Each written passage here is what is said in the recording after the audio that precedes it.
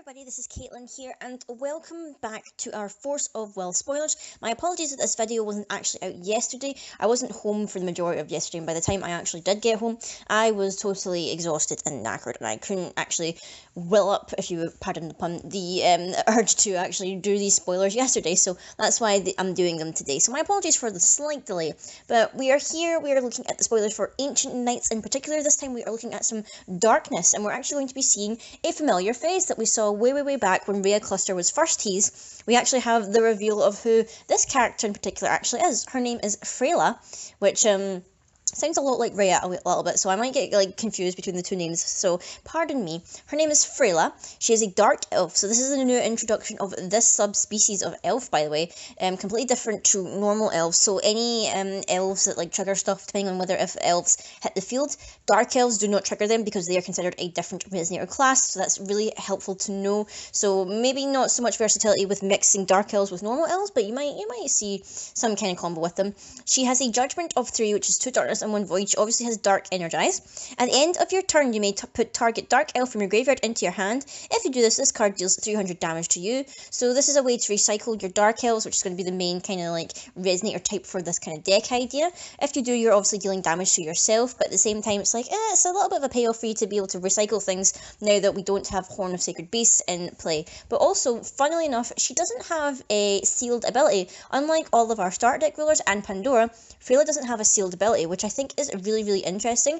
I am just loving her artwork, by the way. She is just a gorgeous looking character, and at the bottom here it says, "Don't stop, Gil, not now, not ever, even if I die." So it looks like Gil is maybe, he was said to be friends with the Elf Prince, but it seems like he may have some ties to the Dark Elves as well. Really interesting. So I wonder if he's trying to pick a side or whatever, because the idea was that the Dark Elves are subjugated against by the normal elves or whatever, that they're basically treated harshly or whatever. They are kind of scattered about the world, but it seems like Frayla, as we flip over here, becomes Frayla the Revolutionist, and it seems she's trying to gather all of the Dark Elves together to rise up against their oppressors, the normal elves. She becomes a 1800 Javeler, still Dark Elf. She's still technically Darkness, but she's got some abilities here that utilize fire. So when this card enters the field, you put a target Dark Elf from your graveyard into the field. Whenever this card attacks, another target Dark Elf you control gains 400 and Swiftness until end of turn. You can pay a red, and this card gains Swiftness until end of turn. And you can pay a red and Dark, and this card deals 100 damage multiplied by the number of Dark Elves you control to your opponent. So lots of different ways here for us to deal damage to our opponent. It's really cool that we can give another Dark Elf Swiftness and whatever whenever she attacks. So basically you could put one in the turn, you can put in one in that turn, and as long as she swings, you can give that thing Swiftness, which is really cool, and it also buffs it up. At the bottom here it says, "I call upon you, all who live in oppression, rise up and defy fate." So really interesting. I'm curious to see what this kind of elfin war has to play out in the lore of this new world. Next up we have her special magic stone, which is Demonic Soul Stone. When I looked at this at first, I thought it was going to be another jewel stone because it's got the red and the black, but no, this one is just treated as a darkness stone. It just produces black. You can pay 2 void and tap this, and this card deals 100 damage multiplied by the number of Dark Elves you control to each player. So interesting enough, there's a lot of mechanics here that deal damage to you, but at the same time it seems like there is going to be some kind of payoff to that. At the bottom here it says, "A fiendish stone that speaks to the souls of mortals." Very interesting. We have our first resonator here, who is Dark Elf Spy, who's got a really scary looking barn owl here, so it's very interesting. It's a 1-cost resonator, 400. At the end of your turn, this card deals 100 damage to each player, so I think this would actually combo quite well with the Mechanic Sisters that we got in Echoes of the New World, because obviously this guy deals 100 damage to each of you, but then Mechanic Sisters, when you tap them, deals 200 damage to your opponent, and then you gain 200, so you get a little bit of net gain there, so it might be interesting to kind of combo them together. Frayla's actions set the world in a fated path of ruin. So maybe even if she has the best entrance of the Dark Elves at heart, her decisions and whatnot might not be the best thing for the world in general, so that's really interesting.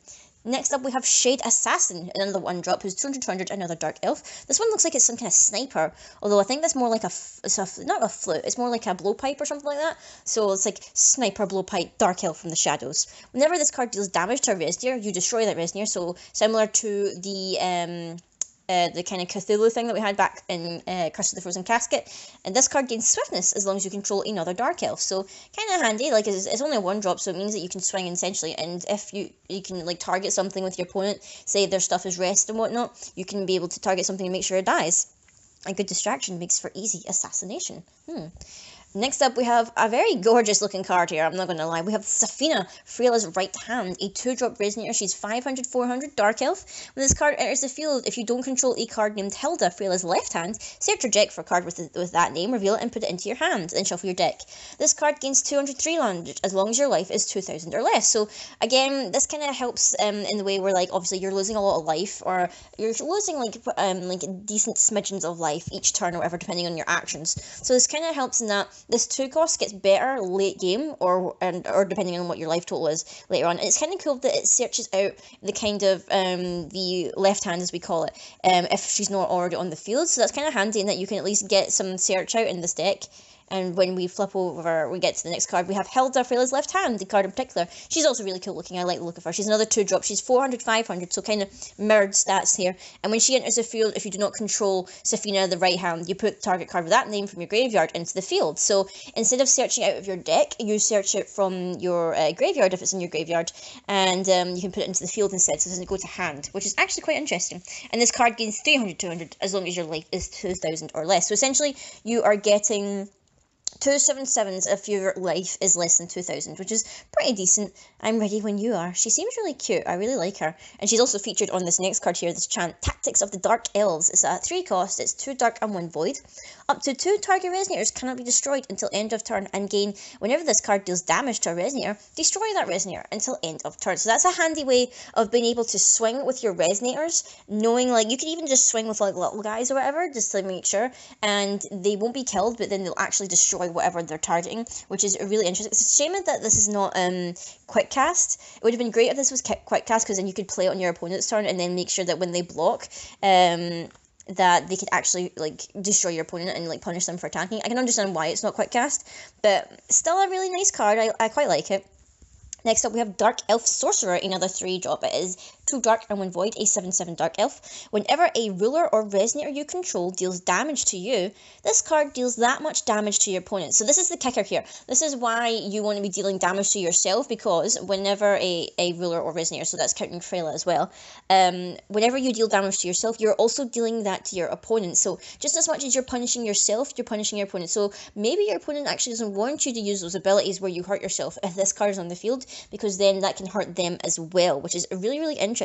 I originally misread this when I was, like, originally reading it. It was like, I read it as whenever a Justice ruler your opponent controls deals damage to you, deals that much to your opponent. But it makes more sense considering Frayla's mechanic and whatnot, that whenever you basically hurt yourself, you're hurting your opponent. Kind of like a little voodoo doll-esque effect, if you will. Like, not really voodoo doll, but you know what I mean. It's like kind of like I punish myself and I punish you in turn. So that's everything, guys, for these spoilers. We only got like 9 cards, but I can understand why. The kind of supplement rulers from Ancient Knights, it seems that we're only going to be getting 3, and I'll also be talking about that later on, because I've got another video planned where I'm discussing some of the news that got revealed in terms of what's going to be included with our new Ancient Knights boxes and whatnot. But I hope you enjoyed these spoilers, guys. Let me know what you think of Dark Elves and their kind of suicide mechanics and whatnot. Let me know what you think, and until next time, guys, I will see you all later.